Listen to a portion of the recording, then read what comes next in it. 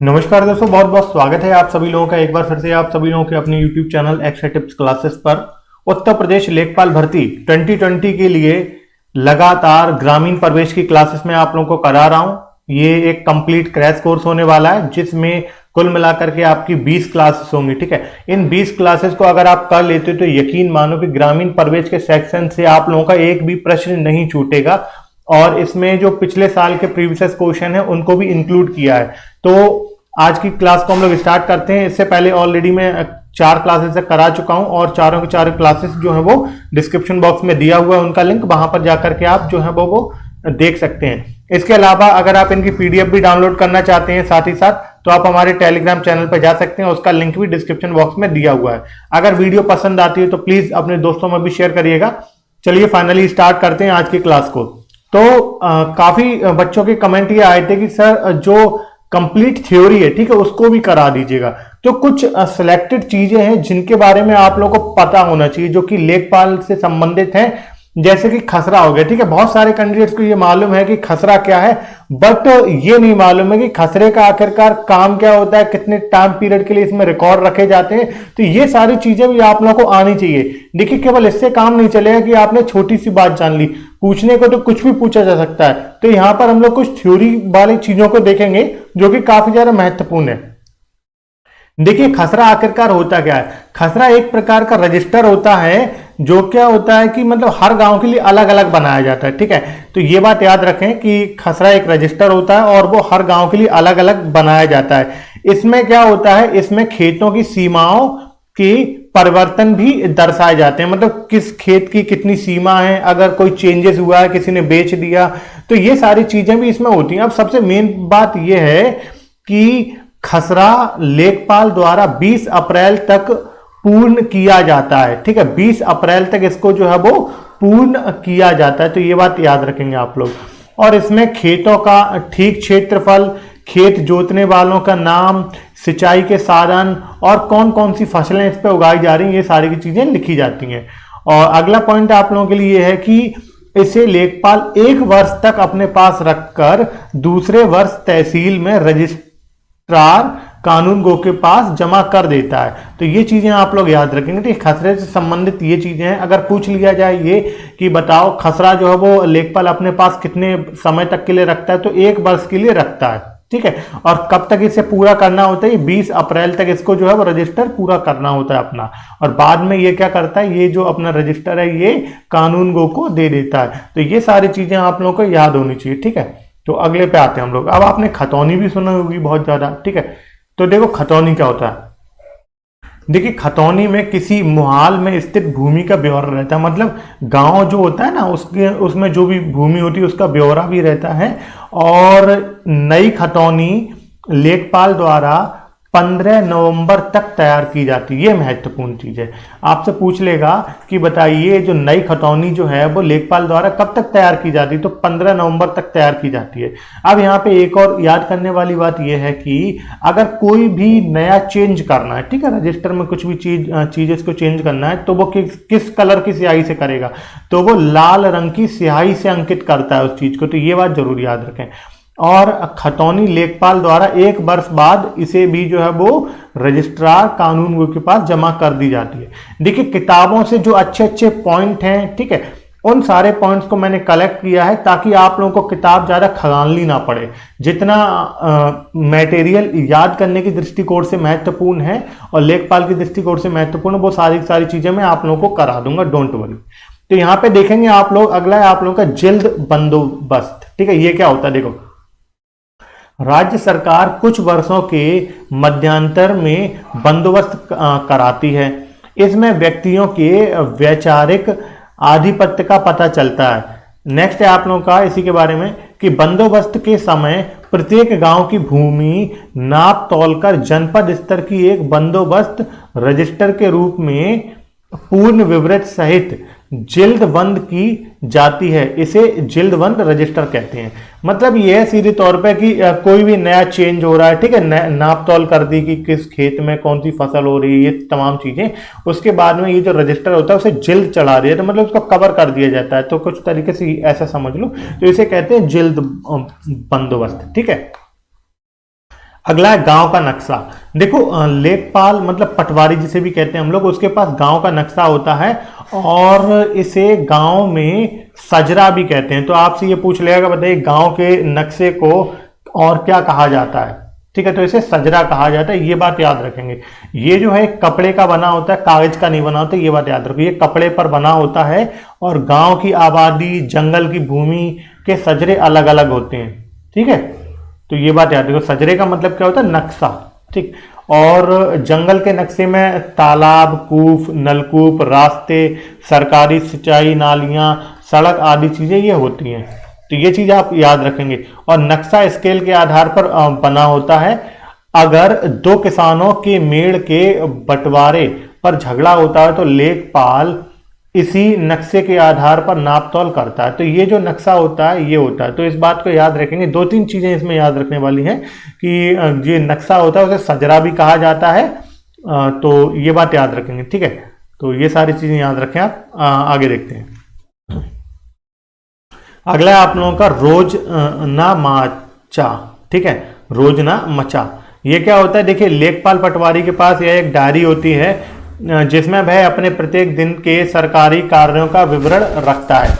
इसमें खेतों की गश्त, गांव की गश्त, मृत्यु की जानकारी, गांव में फैलने वाली कोई मानव एवं पशु बीमारी का विवरण ये प्रतिदिन अलग अलग लगता रहता है। मतलब इसको क्या होता है कि डेली डेली रिकॉर्ड मेंटेन करना होता है। इसके बाद एक डायरी होती है, उसमें जो है वो रिकॉर्ड मेंटेन करता है। इसे क्या कहते हैं? इसे कहते हैं रोजना मचा। ठीक है, तो ये चीज आप याद रखेंगे। ये कुछ ऐसे पॉइंट्स हैं जो कि मैंने अलग अलग किताबों से निकाले हैं। ठीक है, अब यहाँ पे देखोगे आप लोग, जैसे मैंने आप लोगों को जरीब लाइन बताया था, तो यहाँ पे एक ये लाइन अच्छी मिली थी। मतलब ये जो पॉइंट्स हैं ये अच्छा था। जैसे यहाँ पे ये याद रखना है आप लोगों को कि मुगल कालीन शाहजहानी जरीब जो थी उसकी कुल लंबाई 100 फीट होती थी। तो ये बात याद रखो। आपसे पूछ लिया कि बताओ मुगल काल में जो जरीब होती थी उसकी लंबाई कितनी होती थी? तो 165 फीट है। और यही जब ब्रिटिश शासन काल में जो ब्रिटिश अधिकारी थे गंटरी के नाम पर अस्तित्व में आई तो इसकी जो लंबाई है कुल मिलाकर के 132 फीट की रह गई। ठीक है, पहले मुगल काल में 165 फीट हुआ करती थी और बाद में ये 132 फीट रह गई, और जिसका आज भी कई स्थानों पर भू पैमाइश में उपयोग किया जा रहा है। तो ये भी महत्वपूर्ण है। इसकी पीडीएफ जो है मेरे टेलीग्राम चैनल पर मिल जाएगी, वहां से आप इसे डाउनलोड कर लेना। अब देखो एक और महत्वपूर्ण चीज थी कि लिखा हुआ है कि जरीब भारी होने के कारण, जरीब जो मैंने बताया ना जरीब क्या होता है, ठीक है, तो जरीब भारी होने के कारण सामान्यतः इनकी आधी लंबाई वाला अर्ध ही प्रयोग में लिया जाता है। उत्तर प्रदेश के कई इलाकों में प्रयोग में लाई जाने वाली मैट्रिक जरीब कुल मिलाकर के 20 मीटर लंबी होती है, जिसमें 20 सेंटीमीटर वाली 100 कड़ियां होती हैं। ये महत्वपूर्ण। आपसे ये पूछ लेगा कि बताओ जो आजकल के टाइम पर उत्तर प्रदेश में मीट्रिक जरीब यूज में लाई जा रही है उसकी लंबाई कितनी है? 20 मीटर। ठीक है, और जिसमें कुल कितनी कड़ियां होती हैं? तो 100 कड़ियां होती हैं। ठीक है, उन कड़ियों की कितनी लंबाई होती है? 20 सेंटीमीटर की कड़ियां होती हैं। और आगे देखते हैं हम लोग, इन दो कड़ियों के बीच में 3 छल्ले लगे होते हैं। तो ये सारी चीजें याद रखने वाली। ऐसा नहीं कि केवल यही पूछ ले कि बताओ बेटा जरीब क्या है, इससे अंदर से ही पूछा जा सकता है। ठीक है, तो आपको पूरी क्लियर होनी चाहिए सारी चीजें। तो इसके अंदर जो है वो इन दो कड़ियों के बीच में 3 छल्ले लगे होते हैं जो जरीब की लंबाई घटाने बढ़ाने के साथ जरीब को सीधा रखने में सहायक होते हैं। तो ये महत्वपूर्ण चीज थी। अब देखो कुछ ये चीजें आप लोगों को जरूर आनी चाहिए। एक पक्का बीघा, कच्चा बीघा, ये बहुत पूछा जाता है पेपरों में। देखो पक्का बीघा की अगर हम बात करें तो ये होता है 3025 वर्ग गज। ठीक है, अब इसे निकालते कैसे? देखो यहाँ पे क्या होता है, एक पक्का बीघा बराबर होता है 1 गुणा 1 वर्ग जरीब।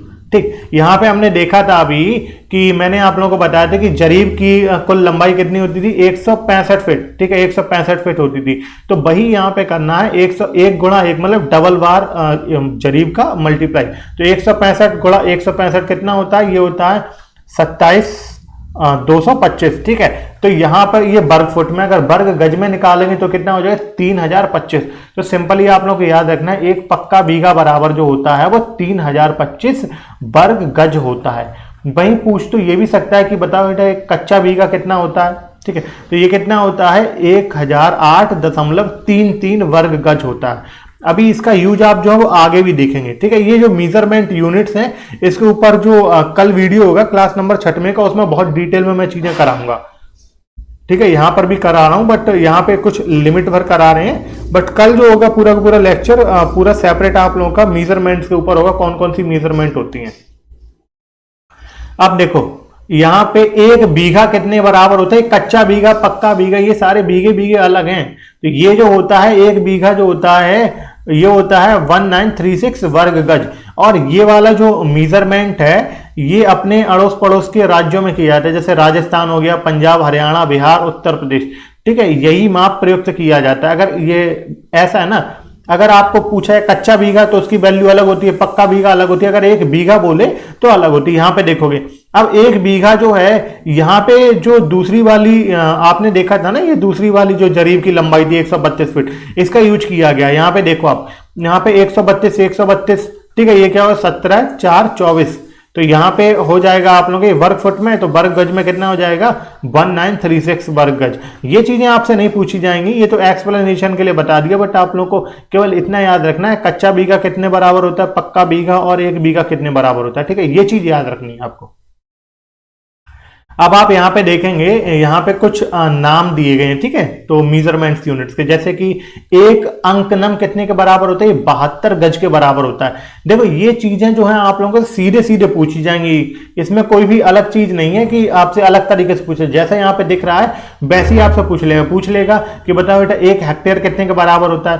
तो इसमें 1 हेक्टेयर जो बराबर होता है 100 एयर या फिर 10,000 वर्ग मीटर के बराबर होता है। अगर आपसे पूछे 1 एयर कितने के बराबर होता है, तो ये 100 वर्ग मीटर के बराबर होता है। 1 एकड़ ये होता है आप लोगों का 48-40 वर्ग गज के बराबर होता है। 1 चटक 180 वर्ग फुट के बराबर होता है। 1 कैनाल कितने के बराबर होता है, ये होता है आप लोगों के 5445 वर्ग फुट के बराबर होता है। तो ये सारी मेजरमेंट्स यूनिट जो है आप लोगों को याद कर लेनी है। देखिए बहुत ही मुश्किल से बहुत ही सारी किताबों से ढूंढने के बाद में ये जो कोर्स एक तरीके से डिजाइन है क्रैश कोर्स, इसको मैं कवर करा रहा हूं, ठीक है। और इसको करने के बाद में यकीन मानो कुछ भी अलग से पढ़ने की जरूरत नहीं पड़ेगी। अगर कुछ भी छूटता है तो भी मैं करा दूंगा, डोंट वरी। अब यहां पे देखोगे एक बिस्बा कितने के बराबर होता है। एक बिस्बा जो होता है आप लोगों का 151.25 वर्ग गज के बराबर होता है। अब ये जो बिस्बा की यूनिट है 151.25 वर्ग गज, ये कहां कहां पर यूज होती है, ये अपने अड़ोस पड़ोस के 4 राज्यों में होती है, जैसे कि राजस्थान, उत्तर प्रदेश, पंजाब और हरियाणा में। इसे निकालते कैसे हैं, देखो एक बिस्बा, ये पक्का वाला बिस्बा, यहां देख रहे हो आप लोग पक्का लिखा हुआ है, तो यहां पे क्या करेंगे आप कि पक्का बीघा वाली वैल्यू लगाएंगे। जैसे यहां पे लिखा हुआ, ये फॉर्मूला दिया हुआ एक बिस्बा निकालने के लिए, पक्का बिस्बा निकालने के लिए क्या होगा 1/20 गुणा पक्का बिस्बा मतलब 3025। जब आप इसको यहां से सॉल्व करेंगे तो आपको यही वाली वैल्यू मिल जाएगी, ठीक है। तो याद रखेंगे कि पक्के बिस्बा निकालने के लिए वैल्यू अलग लगेगी बीघा की, और कच्चा बिस्बा अगर आता है तो उसकी वैल्यू अलग लगेगी, ठीक है। फॉर्मूला ये है आप लोगों का 1/20 गुणा पक्का बीघा। तो ये फॉर्मूले भी मैथ की तरह आप लोगों को याद रखने हैं, ठीक है। तो आज की क्लास आपकी यहीं पे खत्म होती है, और बहुत सारी चीजें हम लोगों ने देखी। कल हम लोग पूरा का पूरा जो लेक्चर देखेंगे वो पूरा आप लोगों का मेजरमेंट से संबंधित होगा, ठीक है। और बहुत सारे कैंडिडेट्स ये भी कह रहे थे कि सर ये जो ग्रामीण प्रवेश करा रहे हैं आप, तो इसमें क्या करें कि जैसे हम लोग जीएस की क्लास करते, हिंदी करते, तो उसी तरीके से प्रैक्टिस क्लास भी साथ ही साथ चलती रहे प्रीवियस क्वेश्चन के साथ में, ठीक है, ताकि आप लोगों की तैयारी और भी अच्छी होती रहे।